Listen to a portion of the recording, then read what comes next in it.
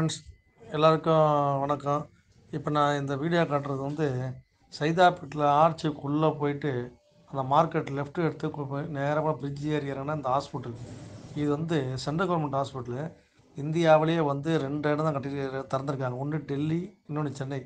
இது திறந்து ஒரு 6 மாதம் ஆகுது. ஆனால் வெளியே யாருக்குமே தெரியல. இது யாருக்குன்னா 60+ தான் இங்கே அட்மிட் ஆகும். எல்லாம் ஃப்ரீ.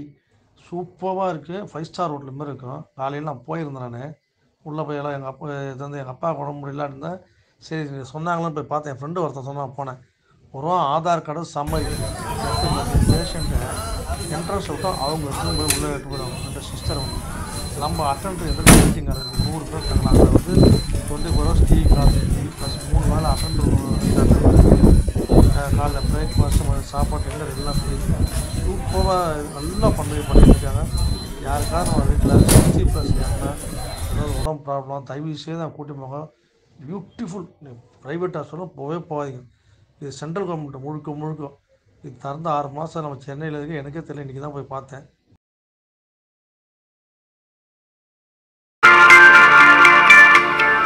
தேசிய முதியோர் நல மருத்துவ மையம் 200 படுக்கை வசதிகள் கொண்ட மையம். இது இந்தியாவிலேயே பிரத்யேகமாக முதன்முறையாக முதியோர்களுக்காக உருவாக்கப்பட்டுள்ளது. இங்கு தினசரி ஓபி டிபார்ட்மெண்ட் இருக்கு. இதில் ஜெரியாட்ரிக் மெடிசன், சர்ஜரி, மற்ற ஸ்பெஷாலிட்டிஸ் இருக்காங்க. இஎன்டி, கண் மருத்துவம், பல் மருத்துவம், நரம்பியல் பிரிவு, மூளை நரம்பியல் மருத்துவம், குடல் வயிறு மருத்துவம், இருதய பிரிவு, சிறுநீரக பிரிவு, இதெல்லாமே முதியோருக்குனே பிரத்யேகமா இருக்கு. இது இல்லாம புனர்வாழ்வு மருத்துவம், பிசியோதெரப்பி எல்லாமே ஸ்பெஷலா இருக்குது. இதுல laboratory services high end equipments எல்லாமே இருக்கு. Radiology services x-ray, CT scan மற்றும் அல்ட்ராசவுண்ட் ஸ்கேன் எல்லா வசதிகளும் இருக்கு. இங்க 5 மாடுலர் தியேட்டர்ஸ் இருக்கு. அதுல அறுவை சிகிச்சைகள், முதியோருக்கு வர்ற அறுவை சிகிச்சை பிரச்சனைகள் எது இருந்தாலும் ஹேண்டில் பண்ற அளவுக்கு it is well equipped. the theaters are well equipped. and இதுக்காக தமிழக அரசு 276 பணியிடங்களை உருவாக்கி உள்ளது. இந்த மருத்துவமனை ஏஜ் ஃப்ரெண்ட்லின்னு சொல்லுவோம். அதாவது நான் ஸ்கிட் டைல்ஸ். ஹாஸ்பிட்டலில் பார்த்தீங்கன்னா 2 பக்கமும் கிராப் பார்ஸ் இருக்கும். அதே மாதிரி பாத்ரூமில் முதியவர்கள் உட்கார்ந்து எழுந்திருக்கிறதுக்கு கஷ்டப்படுவாங்க. ஸோ எல்லாமே இந்த வெஸ்டர்ன் டைப் ஆஃப் கிளாசட்ஸ் இருக்குது. பிடிச்சு எழுந்திருக்கிறதுக்காக பிடிமானங்கள் இருக்குது, அவங்க ஈஸியாக எழுந்திருக்கிறதுக்கு. அது மாதிரி ஹாஸ்பிட்டல் எங்கேயுமே அவங்க நிற்கக்கூடாதுன்ற ஒரு கான்செப்ட். ஸோ எல்லா இடத்துலையுமே சேர்ஸ் ப்ரொவைட் பண்ணியிருக்கோம். ஸோ அவங்க வந்தாங்கன்னா வசதியாக உட்கார்ந்து பொறுமையாக பார்த்துட்டு போகிற மாதிரி எல்லா இடத்துலையுமே சேர்ஸ் ப்ரொவைட் பண்ணியிருக்கோம். ப்ளஸ் 2 பக்கமும் பிடிமானங்கள் இருக்குது.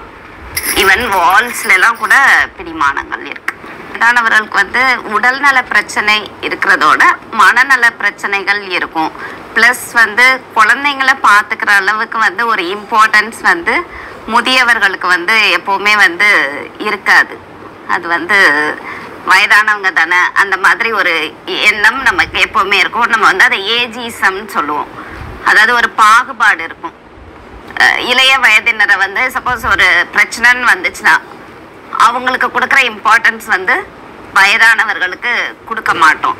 ஸோ இங்கே ஃபிசிக்கல் மெடிக்கல் ப்ராப்ளம் இருந்தாலும் அந்த மனநல பிரச்சனைகளையும் உளவியல் முறையில் நம்ம அணுகிறோம். உங்களோட மெடிக்கேஷன் எப்படி இருக்குது, அவங்களுக்கு என்ன தேவைகள் இருக்குது, கீழே விழுற பிரச்சனை எதுவும் இருக்கா, இல்லை சிறுநீர் கசிவு, அது ஒரு காமன் ப்ராப்ளம்.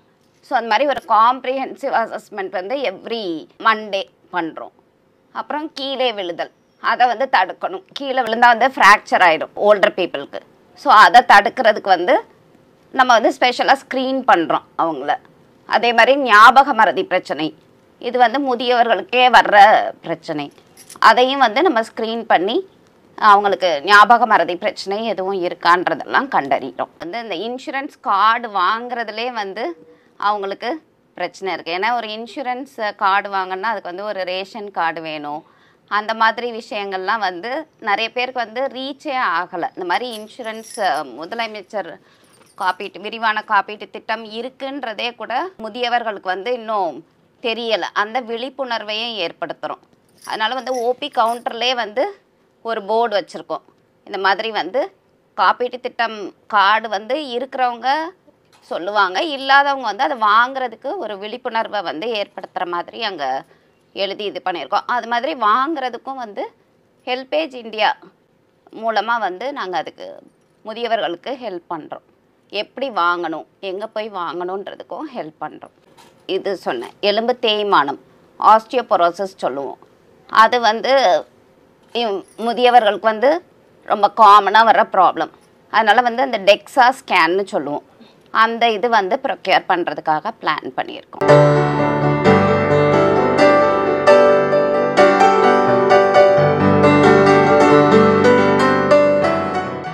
எல்லா வசதிகளுமே முதியவர்களை கருத்தில் கொண்டு உருவாக்கப்பட்டது அப்படிங்கிற காரணத்தினால அவங்க கம்ஃபர்டபுள் தான் முன்னுரிமை பெற்றிருக்கும். 5 அடுக்குகள் கொண்ட இந்த மருத்துவமனையை பொறுத்த வரைக்குமே எக்யூப்மெண்ட்ஸ்லேருந்து ஆரம்பித்து ஓபி பேஷண்ட்ஸ் வந்து பார்க்குறது, அங்கே இருக்கக்கூடிய உள்நோயாளிகள் தங்கி சிகிச்சை அளிக்கக்கூடிய வசதிகள் அப்படின்னு எல்லாமே அமைக்கப்பட்டிருக்கு. பொதுவாக நம்ம வீட்டில் இருக்கக்கூடிய முதியவர்களுக்கு உடம்பு சரியில்லை அப்படின்னா அவங்கள எங்கே கூட்டிகிட்டு போகிறது, எந்த ஹாஸ்பிட்டலில் அவங்களுக்கு கம்ஃபர்டபுளாக இருக்கும் அப்படிங்கிற நிறைய விஷயங்களை நம்ம கண்டிப்பாக யோசிப்போம். இந்த மருத்துவமனையை பொறுத்த வரைக்கும் முதியோர்களுக்கான மருத்துவமனை அப்படிங்கிற காரணத்தினால முழுக்க அவர்களினுடைய நலனை கருத்தில் கொண்டிருக்காங்க. உங்கள் வீட்டில் இருக்கக்கூடிய முதியவர்களுக்காக இருக்கட்டும், இல்லைனா உங்களுக்கு தெரிஞ்சவங்களுக்காக இருக்கட்டும், இந்த மருத்துவமனையை பற்றின விஷயங்களை நிச்சயமாக நீங்கள் ஷேர் பண்ணுங்கள். இது வந்து அரசு சார்பில் உருவாக்கப்பட்ட ஒரு மருத்துவமனை அப்படிங்கிற காரணத்தினால நீங்கள் நார்மலாக பார்க்குற ட்ரீட்மெண்ட் எதுக்குமே அவங்க வந்து ஃபீஸ் அப்படிங்கிறத வந்து கேட்க மாட்டாங்க. அதே மாதிரி எக்ஸ்ரே இல்லைனா அங்கே இருக்கக்கூடிய எக்யூப்மெண்ட்ஸ், ஸ்கேன், இந்த மாதிரியான விஷயங்களுக்கு மினிமம் சார்ஜ் எவ்வளவு இருக்குமோ அதை தான் வந்து அவங்க ஃபீஸாக ஃபிக்ஸ் பண்ணியிருக்காங்க. இதன் காரணமாக அங்கே முதியவர்களுக்கு அவங்களுடைய உடல் சார்ந்து மற்றும் மனம் சார்ந்து ஃப்ரெண்ட்லியாகவும் இருக்கக்கூடிய ஒரு மருத்துவமனை, அதே நேரத்தில் முதியவர்களுக்கு உடல் சார்ந்து மனம் சார்ந்து ஒரு கம்ஃபர்டபுளான மருத்துவமனையாக மட்டும் இல்லாமல் அரசு சார்பில் உருவாக்கப்பட்ட மருத்துவமனை அப்படிங்கிற காரணத்தினால செலவு அப்படிங்கிற ஒரு விஷயத்தையுமே நம்ம ரொம்ப பயப்பட வேண்டியதில்லை அப்படிங்கிறது தான் இந்த மருத்துவமனையை பொறுத்த வரைக்குமே நம்ம தெரிஞ்சுக்கக்கூடிய விஷயமாக இருக்குது.